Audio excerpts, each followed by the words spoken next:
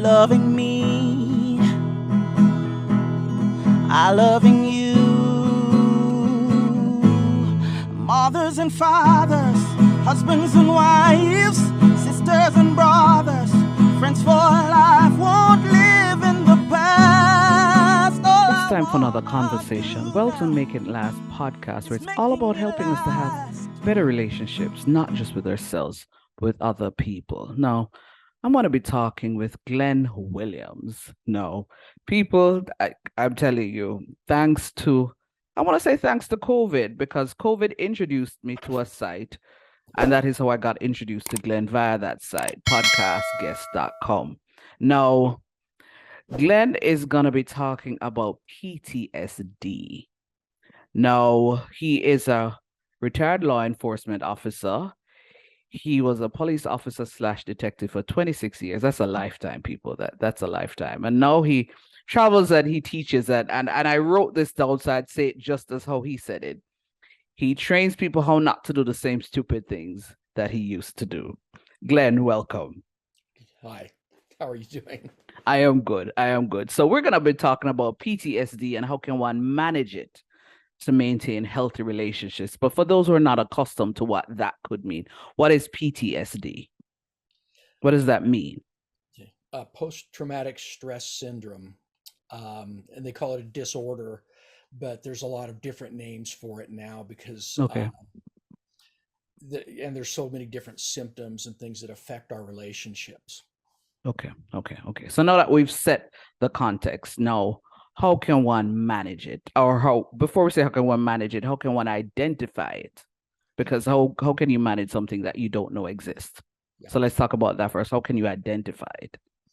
Yeah, but that was the issue because back in the day, we didn't really know what it was. And now with the wars and things that they're having, and the veterans and law enforcement and firefighters in particular are having issues with it. Mhm. There's a lot of different. There's different types of trauma. So there's Okay. experiential trauma. That's where you witness enough traumatic things that it starts to creep up on you, and you don't even realize it's happening. Hmm. For example, I mean, I've pulled children out of pond and done CPR, not being able to save them, and I've had a car running me down, and I got lucky and didn't get injured that day, Mhm. or going through just seeing bloody, gruesome things that law enforcement officers see every day, because we deal with people that are bad people or good Mhm. people having a really bad day. Hmm. And we don't get to revel in the good things very long, and then we deal with something bad and we go immediately to the next call, which is another traumatic incident. It's over and over and over, and those things build up. Mhm. Some of the things that affect that are symptoms or signs of our behaviors. My biggest one, but I realized actually some of them recently that I did a lot of them, um, was I shut down. I quit talking. I didn't Hmm. share with anybody. Okay. And those we just part of that's the way many of us are raised, is just suck it up. You got this, you don't need help. Mhm. But that is totally incorrect. We did need help, and we do need help. And part of that is opening up and communicating about it. And we'll talk about that, I'm sure, in a little bit. Mhm. Some of the other things are it's a fight or flight syndrome, and there's an excitement. And so we take risks, because when we overcome that risk, it, it gives us the excitement that we are seeking. It's kind of almost a thrill seeking. I look back now, and I was in a lot of foot chases and fights as a police officer. And I look at many of those, and I realize now they challenged me and I challenged them right back rather than talking it down. I was looking forward to the fight, Hmm. and I didn't even realize it at the time. But those are things that occur. Um, One of the biggest risk taking, and it's very common for people with PTSD to have affairs, because what's the biggest risk in life? Putting the thing that's most important to you, your family, at Ah, risk. at risk. Yes. And then as you get away with it, it's a thrill, and eventually it catches up. You don't get away with it forever. Um, some of the other things, that one I just recently learned about and didn't Okay. even realize it. I mean, there's so many behaviors when you respond in anger, and it doesn't mean punching the wall or hitting somebody, but it's an instant snap um, of your voice and your tone, and Yes. just shuts everything down around you, and that is a sign. Um, Alcohol abuse Mm-hmm. is not uncommon, and I went through all of those things, and that's why I'm learning, and it's an ongoing thing because I still, if somebody comes up behind or there's a loud noise somewhere, I'm always turning and I'm jumping, and that's a minor symptom. That's a startle reflex, but those are just things that Mm-hmm. see. I've those anyway. Those are some of the common things. Okay. Okay. How then, now that you've somewhat given us different ways of identifying it, how then can you manage it to ensure that you have, healthy relationships? Well, for me, I had to give. I let the job become my life. Hmm. I I introduced myself. I'm a cop. And no, I worked as a cop. I worked in law enforcement. I was not who I was, but that's who I became. And so for me, I had to get back in touch very self-accountably with who I am. Mm-hmm. And I actually spent 3 years alone up in my cabin um, to do that. And that was a start. And I got back in touch with nature as a huge, wonderful healer. True. Uh, I started, well, when I moved up there, I was 57 miles from work. So I'd get up at 3 in the morning, 3:30, to be to work at 6. I'd work from 6 to 4. I'd get home about 5:30 or 6 o'clock. And I would walk in the house, pour myself a drink, and make dinner, and I would sit down and veg. Now, I only had 2 drinks a night. I was careful, but they were 34 ounces each. Mm. So I was numb. I was having nightmares at that time, 3, 4, 5 a month. And that's another symptom if you're having nightmares about on a continuing basis. Um, but when I did that, I didn't remember anything. I didn't feel anything. I just was there, and then I'd get up and go to work the next morning. And those are all things I actually talk about in my book. And but then once I looked at myself in the mirror after about 9 months, and I thought, man, what are you doing? You're the only one that cares, and you're ruining your life. You're Mm. an idiot. It's Mm. kind of what I told myself looking in the mirror one day. And I started changing habits, which is so hard to change Yes, that's true. because people are creatures of habit. We get in that zone and we just stay there. So what I did was I started throwing my gym bag in my car, and I'd stop. Town was 11 miles away. So once I got home, I didn't want to go back to town, the nearest town. And I'd stop at the gym in town. I'd work out. I came home, and then I made dinner and I went to bed. And I stopped a lot of the habits that had been creeping in on me that were detrimental to my behavior, detrimental to my life. I started hiking through the woods. I lived up in aspen trees and pine trees. And in the winter, I bought some snowshoes, and I would go through on the snow, which was 4, 5, 6 feet deep. And I developed some new habits, got back in touch with nature, which in my case was really getting back in touch with God. Mm. And I loved it. I started changing those things, and then that allowed me to open up enough where I actually went and sought help. And if you've got these things, you've got to go get help. Help. You've got to talk to somebody. If you cannot talk to your spouse, which I didn't twice because I was divorced twice. I'm a slow learner, and Okay. I um, I didn't let anything out with them. So I started talking to a counselor or a therapist, and I did that on my own because I didn't want anybody else to know, because sometimes people find out those things in law enforcement, and they say, oh, he's got problems, we got to get rid of him. And so I just did that all on my own. And I went, started talking to a therapist, and then I have a friend that's a counselor. I started talking with her, and then I actually started. What it really started was I started writing things down, because the mind's there to protect us. It puts these little narrow boxes around us to keep us from doing things it considers stupid or True. dangerous or True. detrimental. True. So I started writing those things down, and what that did was it let my mind know it's okay to let it out. And so I was just writing it, and I didn't show it to anybody. But after a while, my mind said, "Okay, you can write it out. Write it out.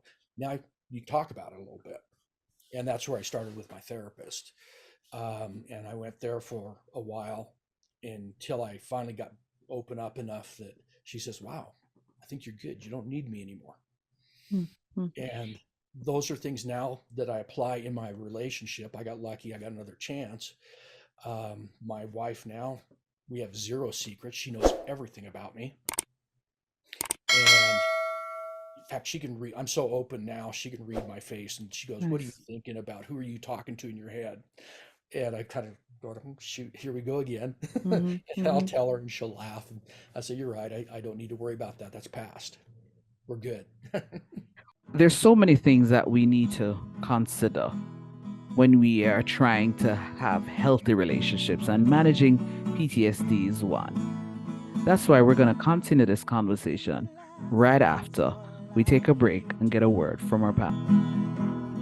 You loving me,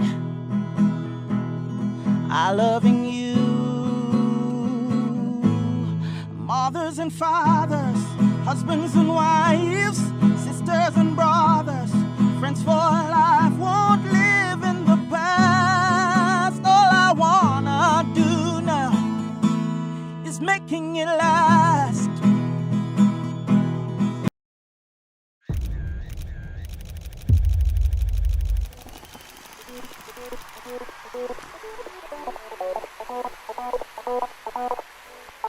Photography is an art, but more so, photography must come from the heart. Precious moments, priceless times. Take a pic and know it will turn out fine. BMC Photography JA. Beautiful moments captured. Let's go. Langdo Language Institute was created to meet your language and communication needs. All of our packages were created just for you. We are passionate about language and dedicated to your success. We offer the CSEC English program, the Study Body program, the Get Ahead with English program, and the Business Communication program. Contact us at 767-285-0938 or email us at landolanguage@gmail.com, because the real question is, how can we help you? You can't live your best life without a healthy immune system. Boost your immune system the delicious way with Zappy's organic juices and punches. Made from local produce with zero added sugar, our juices cleanse and revitalize your body as they boost your natural immunity. Try our delicious flavors: Beat It, Berry Bomb, Get Fresh, Ton Up, and Island Splash. Find us on Instagram at Zappy's Organics, or call or send a WhatsApp message at 1-876-779-8910 to order today. That's 1-876-779-8910. Zappy's Organic Juices and Punches. Live your best life today.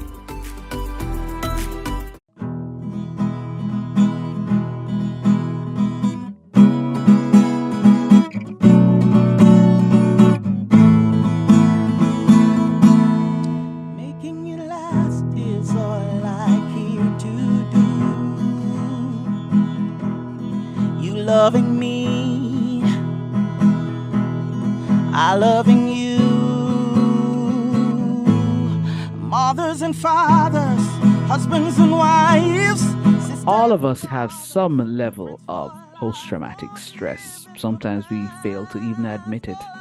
But let's continue the conversation, and let's just see how we can then manage it to have healthier relationships. One of the things you said just now, though, that I want us to just unpack for a bit, because you said people have to get to the point where they realize that they need to get help, Yeah. but especially for males.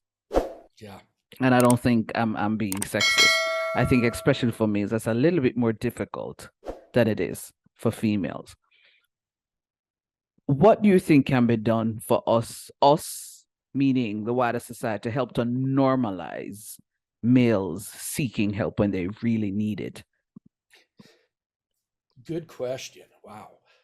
That's kind of a tough one. It's starting to happen here in the States. Okay. Um, but it's a really slow progress, because when I was in an officer back in 1990, no way. Nobody knew what PTSD, Mm-hmm. nobody knew anything about it, and we just didn't talk to anybody. I know some of the bigger police departments have, and I can't even remember what they call it now, but they'll all go sit down and drink a beer together, and the whole crew will talk. Mm-hmm. That's Mm-hmm. one way to open up, but they're only opening up to that specific group who all understand what's going on. We've got to be Right. able to get that out.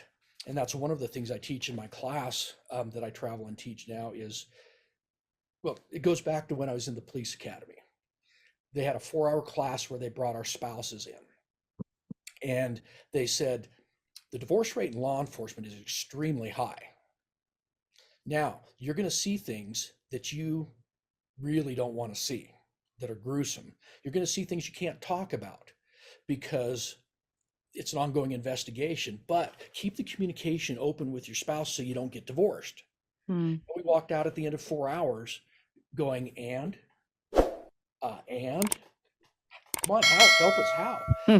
It took me 25 years, but I came up with the how. And that is basically, you give a self-accountable description. And this is the 30-second version of a 2-hour section. Okay. But you give the self-accountable version. What did I do and how did I feel at that moment? Rather than getting into the blood, the guts, Mm-hmm. all the traumatic things that really are affecting you. But you can share that safely with a family member or a spouse and keep that line of communication open. Mm-hmm. But yeah, they're starting to make it a little easier. Men, you're right, men, we suck at communication. We suck at letting things out that hurt us. Um, and that's something that's been bred into us for so many Mm-hmm. generations. We just don't talk about those things, and we really got to. You've got to find somebody you can trust. Whether Yes. that be a spouse, whether that Yes. be your best friend, whether that be a coworker, or if you happen to get lucky and find a therapist you trust, something like that. But again, that all starts with us getting inside and back in touch with ourself, and then branching that out to others. Mm. I live for the day when it's normalized, but conversations like these, I'm sure, will help that process along. Yeah. How, and I don't necessarily think this is even cultural, but we highlighted just now in terms of males. Do you think then that it is going to have to start with how then we socialize our boys, so that when they become men, they recognize that, hey, it is okay for me to open up? Yeah. And I just was thinking, it's really not opening up as an ego issue. Hmm. It's an ego issue. I'm a man. I don't need help. I'm a man. I got this. And that's all ego. But if we teach them to come from the heart, Okay. that's where we feel, and that's where the heart knows. It's never wrong. And as we come from that, then it lets us know it's okay to talk about these things. Mm-hmm. Pick and choose wisely. Mm-hmm. But that's the thing. And we've been not stereotyped, but we've been have that bred into us forever. Ever. I don't know a guy that hasn't gone through that in their life. Yes. Yes. Yes. Yes. You've said several things in terms of how one can manage it. What is the, if it is that somebody has listened or has watched, and they're still thinking, you've said a whole lot, what is the one thing that you'd say to them if you get nothing else from all that I've said? This is the one thing I think that if you try this, it will help you to manage it. What is that one thing? Um, How about I narrow it to 2? Okay, fair enough, Okay. fair enough, fair enough. There are so many methods and techniques that I have experienced, and I've tried a lot of them that were brand new at the time, and now they're accepted, such as EMDR. That's not the one I'm going to talk about. Another one is Tibetan bowls or singing bowls. The vibrations and the tones are a very big healing process. Okay. But so those are all things that we can do. And the one I use the most is I love to go for a massage, because then I zone out and go into Okay. a relaxation, almost a Zen or meditation mode. And meditations are always great. Those are the things that I have learned and I do, and many of them were outside the box Hmm. when I did them, and they're still some of them a little outside the box, but that's okay. Expand your box and get out of the socially accepted norm a little bit. The biggest one, though, is being able to communicate about it Love and it. feel safe communicating about it. And that's the biggest one. Yeah. And I think that's an excellent note to end on. Thanks so much for sharing, Glenn. You bet. And thank you. This was Making It Last podcast, where it's all about helping us to have better relationships, not just with ourselves, but with other people. I'm Noreen Daly. Until next time.